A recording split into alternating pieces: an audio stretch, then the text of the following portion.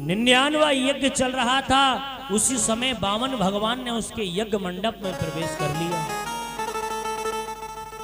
जैसे ही राजा बलि के यज्ञ मंडप में वामन भगवान पहुंचे तो शुक्राचार्य जी की नजर पड़ गई। बोले ये बालक कौन है? इतना दिव्य तेज और इतना सुंदर रूप, मानो कि साक्षात नारायण, और नारायण का ही रूप ही तो है। शुक्राचार्य जी विचार कर रहे थे, बोले ये छोटा सा बालक है तो है कौन? वो समझ रहे थे। उन्होंने शुक्राचार्य जी ने अपनी अंतर योग माया से अंतर ध्यान लगाया, वो पहचान गए। बोले ये कोई साधारण बालक नहीं है, ये साक्षात भगवान विष्णु का ही रूप ये वामन है। शुक्राचार्य जी समझ गए। आज राजा बलि ने वामन अंगुल के जो वामन भगवान गए थे उनके चरणों में लेट करके दंडवत प्रणाम किया है। चरणों में लेट करके प्रणाम किया और हाथ जोड़ करके सामने खड़ा हो गया। कहा कि हे ब्राह्मण देव, आप मेरे द्वार पधारे, मेरा हृदय प्रसन्न हो गया। आप मांगो, क्या मांगना चाहते हो? आप मेरे द्वार आए हो और मैं तो निरंतर ब्राह्मणों की सेवा करता हूं। आप आए, मुझे बहुत अच्छा लगा। आज वामन भगवान से कहा है कि आप अगर कुछ मांगना चाहो तो आप मांग लीजिए,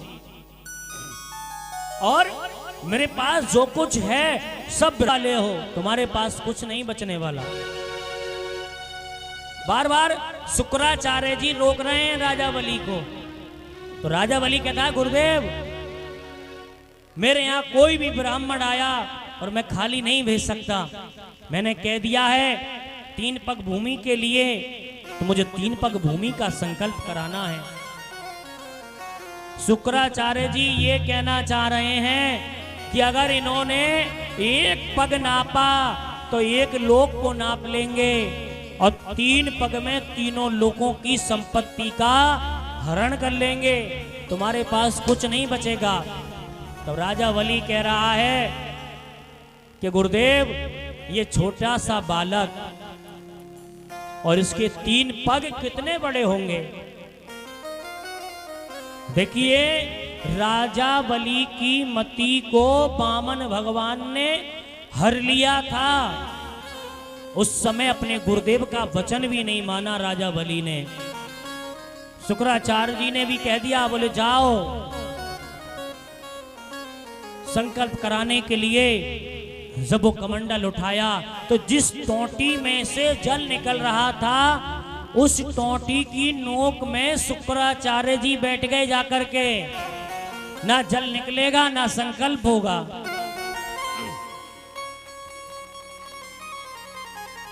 अब राजा बलि ने एक लकड़ी उठाई और उस टोंटी में डाली। कहा कि महाराज जल निकला नहीं है, काफी समय से काई आ गई है शायद। जब जैसे ही उसमें लकड़ी डाली टोंटी में तो शुक्राचार्य जी की एक आंख फूट गई। देखिए अगर हम कोई भी धार्मिक कार्यक्रम अगर कर रहे हों, कुछ मांगलिक कार्यक्रम अगर चल रहा हो, तो हमें वहां जाकर के बीच में बाधा नहीं बनना चाहिए। और आज शुक्राचार्य जी वही कर रहे थे, क्योंकि राजा बलि अपने हाथों से शुभ कार्य करने के लिए जा रहा था और शुक्राचार्य जी जो है बीच में बाधा बन रहे थे। जो व्यक्ति धार्मिक अनुष्ठान में, धार्मिक कार्यक्रम में बाधा बनते हैं उनके साथ ऐसा ही होता है। तो आप हमेशा कोई भी कार्य हो आप संयोग करिए, बाधा ना बनिए। देखिए कोई देख रहा हो या ना देख रहा हो, पर ईश्वर जरूर देखता है आपको कि आप क्या कर रहे हैं। ये शुक्राचार्य जी ने जैसा कर रहे थे वैसा फल उनको मिल गया। एक आंख उनकी गोविंदाय नमो नमः हो गई। अब बढ़िया रहा, एक ही आंख बची, अब देखते रहो। राजा बलि ने आज संकल्प करा दिया, बोले जाओ मैंने तुमको 3 पग भूमि का संकल्प दे दिया। संकल्प हो गया। और जब भगवान ने अपना विराट रूप लिया है, उस समय साक्षात अपने चतुर्भुज रूप में आए हैं वामन भगवान। तो राजा बलि की आंखें फट गईं देख करके, जमीन पर गिर गया, लेट गया भगवान के आगे। कहा कि मुझे नहीं पता था प्रभु कि आप हैं। भगवान ने एक कदम नापा तो एक लोक ले लिया, दूसरे कदम में दूसरा लोक ले लिया।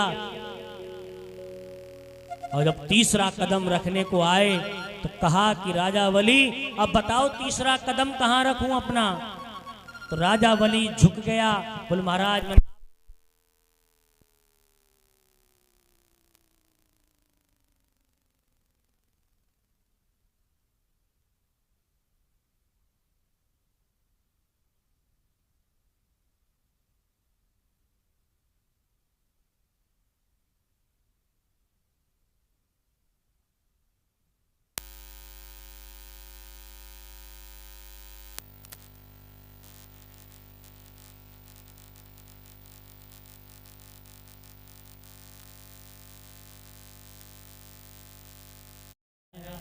की कथा इधर तो लेट शुरू होती है, फिर शाम को जल्दी हो जाती है विश्राम।